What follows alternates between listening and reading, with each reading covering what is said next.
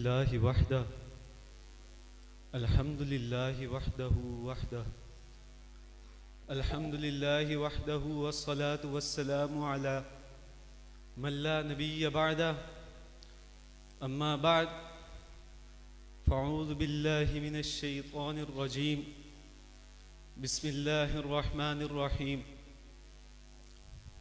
ذلک الکتاب لا ریب فیہ هدى للمتقين صدق الله العظيم وقال النبي صلى الله عليه وسلم خيركم من تعلم القرآن وعلمه أو كما قال عليه الصلاة والسلام فرصت اگر ملے تو مجھے پڑھنا ضرور فرصت اگر ملے تو مجھے پڑھنا ضرور میں تمہاری الجھنوں کا مکمل جواب ہوں۔ سامعین محترم، آج جس عظیم اور بابرکت موضوع پر گفتگو کرنے جا رہا ہوں وہ ہے قرآن اور صاحب قرآن۔ یہ دونوں ایک دوسرے سے ایسے جڑے ہوئے ہیں جیسے سورج اور روشنی، جیسے ہدایت اور ہادی، جیسے روح اور جسم۔ یہ قرآن مجید ہے، یہ اللہ تعالیٰ کی کتاب ہے جو اللہ تعالیٰ نے اپنی رحمت سے ہمیں عطا کی ہے۔ اللہ تعالیٰ قرآن مجید میں ارشاد فرماتے ہیں ذالک الکتاب، یہ وہ کتاب ہے لا ریب فیہ، جس میں کوئی عیب نہیں، ھدی للمتقین، جو پرہیزگاروں کے لیے ہدایت ہے۔ اور صاحب قرآن یعنی صلی اللہ علیہ وسلم وہ عظیم ہستی ہیں جن پر یہ کتاب نازل ہوئی۔ حضرت عائشہ رضی اللہ عنہا سے پوچھا گیا اے حبیب خدا، رسول اللہ کا اخلاق کیسا تھا؟ حضرت عائشہ نے فرمایا کیا تم نے کبھی قرآن نہیں پڑھا؟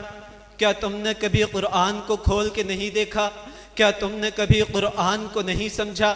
کیا تمہارے گھر قرآن نہیں؟ سارا قرآن میرے مصطفیٰ کی سیرت ہے۔ کان خلقہ القرآن، آپ کا اخلاق قرآن تھا۔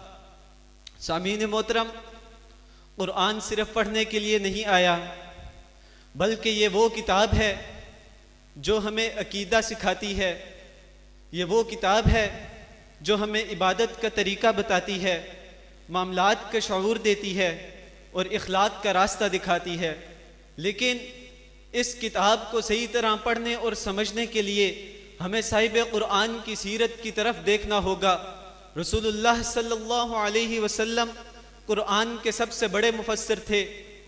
قرآن ہمیں صبر کا حکم دیتا ہے تو ہم طائف کے میدانوں میں رسول اللہ کا صبر دیکھتے ہیں کہ جب طائف کے لوگوں نے رسول اللہ کو پتھر مار مار کے لہو لہان کر دیا، رسول اللہ کے جوتے مبارک کو خون سے تر کر دیا، لیکن رسول اللہ نے انہیں بدوا نہ دی، رسول اللہ نے صبر لیا، صبر کیا۔ یہ صبر ہمیں کس نے سکھایا؟ قرآن نے سکھایا۔ قرآن ہمیں صبر کا حکم دیتا ہے تو ہم طائف کے میدانوں میں رسول اللہ کا صبر دیکھتے ہیں۔ قرآن ہمیں معاف کرنے کا حکم دیتا ہے تو ہم فتح مکہ کے دن رسول اللہ کی زبان سے یہ الفاظ سنتے ہیں کہ آج تم پر کوئی گرفت نہیں، جاؤ تم سب آزاد ہو۔ سامعین محترم، اگر ہم قرآن کو مضبوطی سے تھام لیں اور صاحب قرآن کی سیرت کو اپنا لیں تو ہماری زندگیاں سنور سکتی ہیں اور ہمارا گھر جنت کا نمونہ بن سکتا ہے اور ہمارا معاشرہ امن و عدل کا گہوارہ بن سکتا ہے۔ لیکن آج امت مسلمہ کی سب سے بڑی کمزوری کی وجہ یہ ہے کہ ہم نے قرآن کو صرف تلاوت تک محدود کر دیا، ہم نے قرآن کو صرف پڑھنے تک محدود کر دیا اور صاحب قرآن کی سیرت کو صرف تلاوت تک محدود کر دیا، صاحب قرآن کی سیرت کو صرف بیانوں تک محدود کر دیا۔ حالانکہ ہونا تو یہ چاہیے تھا کہ ہم قرآن کو زندگی بنائیں اور صاحب قرآن کی سیرت کو اپنی زندگی بنائیں، اپنا راستہ بنائیں۔ قرآن صرف پڑھنے کی کتاب نہیں بلکہ یہ وہ کتاب ہے جو دلوں میں اترتا ہے۔ قرآن دل میں اترنے کے لیے آیا۔ یہ وہ کتاب ہے جو دلوں کو جوڑ دیتی ہے، یہ وہ کتاب ہے جو اندھیروں میں بھٹکتے انسان کو راہ دکھاتی ہے، یہ وہ کتاب ہے جو آنسوؤں میں ڈوبی آنکھوں کو امید کا چراغ تھما دیتی ہے، یہ وہ کتاب ہے جو دل میں اترنے کے لیے آیا۔ یہ وہ کتاب ہے جو زندگی بدلنے کے لیے آئی، اور صاحب قرآن وہ خوش نصیب انسان ہے کہ جس کے سینے میں قرآن محفوظ ہے، جس کی زبان قرآن سے معطر ہو، اور جس کے کردار میں قرآن بولتا ہو، وہ چلتا پھرتا قرآن ہے۔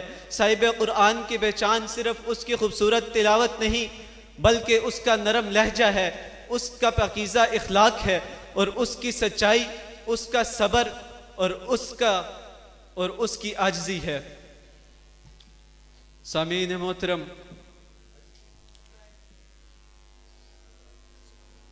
صاحب قرآن یعنی صلی اللہ علیہ وسلم وہ عظیم ہستی ہیں جن پر یہ کتاب نازل ہوئی، اور صاحب قرآن جس کے سینے میں قرآن محفوظ ہے، جس کی زبان سے قرآن معطر ہے، جس کے کردار میں قرآن بولتا ہے، وہ چلتا پھرتا قرآن ہے۔ رسول اللہ نے فرمایا، قرآن والے اللہ کے خاص بندے ہوتے ہیں۔ اللہ کا خاص بندہ ہونا کتنی بڑی نعمت ہے، کتنی بڑی سعادت ہے۔ یہ تو ہمیں تب معلوم ہوگا کہ جب بروز محشر قیامت کے دن سب لوگ اپنے انجام سے خوف زدہ ہوں گے۔ جس نے دنیا میں قرآن کو تھاما ہوا ہوگا، وہ اللہ قرآن قیامت کے دن اللہ کے سامنے کھڑا ہو کر کہے گا، اے اللہ، اس نے مجھے دنیا میں تھاما تھا، تو بھی اسے تھام لے۔ سامعین محترم، آج سوال یہ نہیں کہ ہم قرآن پڑھتے ہیں یا نہیں پڑھتے، آج سوال یہ ہے کہ ہم میں قرآن نظر آتا ہے یا نہیں آتا۔ ہم سب اپنے قربان میں جھانک کے دیکھ لیں، ہم سب اپنے گھروں میں جا کے دیکھ لیں، ہمارے گھر میں جو قرآن پڑھے ہیں ان پر دھول پڑی ہے، جیسے سالوں سال کسی نے قرآن کو نہ کھولا ہو۔ ہم سب اپنے آپ کے بارے میں جانتے ہیں، ہم سب اپنے گربان میں جھانک کے دیکھیں۔ آج میں اور آپ عہد کرتے ہیں کہ ہم روزانہ قرآن کو کم سے کم 10 منٹ دیں گے انشاءاللہ۔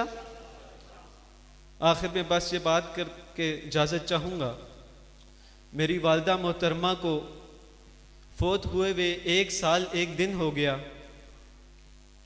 انہوں نے اپنی زندگی کے 26 سال قرآن پڑھنے اور پڑھانے میں لگا دیے۔